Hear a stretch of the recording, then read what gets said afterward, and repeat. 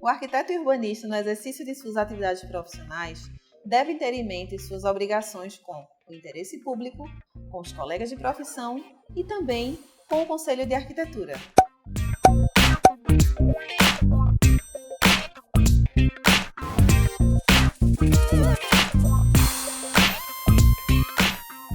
O arquiteto e urbanista deve considerar os colegas como seus pares, detentores dos mesmos direitos e dignidades profissionais e, portanto, deve tratá-los com respeito enquanto pessoas e enquanto produtores de relevante atividade profissional. Convidamos o arquiteto e conselheiro federal do CAUPR, Roberto Salomão, para falar sobre essa relação ética entre o arquiteto, o interesse público e os colegas de profissão. Acompanhe no vídeo. Uma das coisas mais interessantes para a gente abordar com relação ao código de ética é a gente imaginar o seguinte: as regras elas existem e a gente precisa cumpri-las.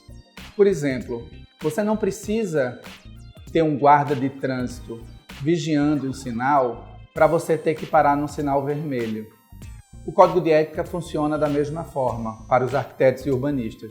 Então é muito importante que a gente possa, de fato, pelo menos ler o código de ética e internalizar algumas coisas que são importantes.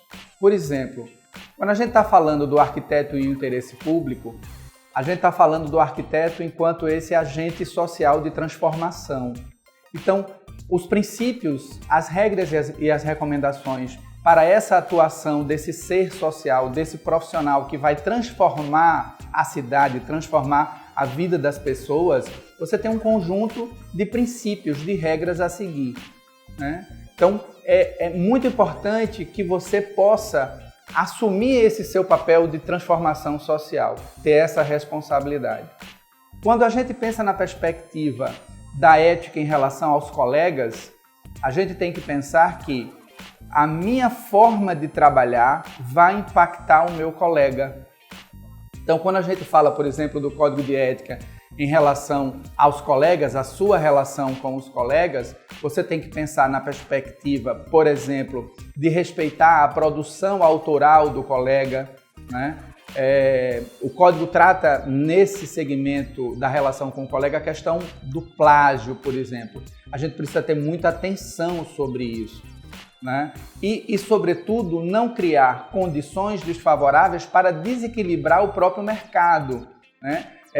Você apresentar uma proposta desequilibrando o mercado e prejudicando todos os colegas. Então, o código ele define como você vai atuar nessa área e de que forma a gente tem que ter atenção. E, por último, eu chamaria a atenção que o código traz em relação ao profissional e ao seu conselho. O conselho é a nossa principal instituição de defesa da arquitetura e urbanismo.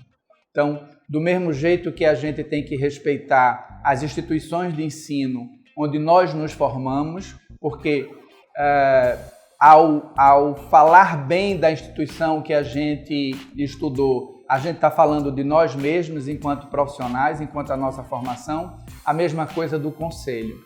Então, vamos pensar na seguinte perspectiva. Você fala mal da sua família? Assim a gente não deve falar mal do conselho. A gente deve trabalhar na perspectiva de fortalecê-lo, porque fortalecendo o conselho, a gente fortalece a arquitetura e o urbanismo e, por consequente, todos os profissionais. No próximo episódio, ouviremos a arquiteta Carmen Cavalcante a respeito desse tema e os princípios que devemos entender sobre o Código de Ética Profissional.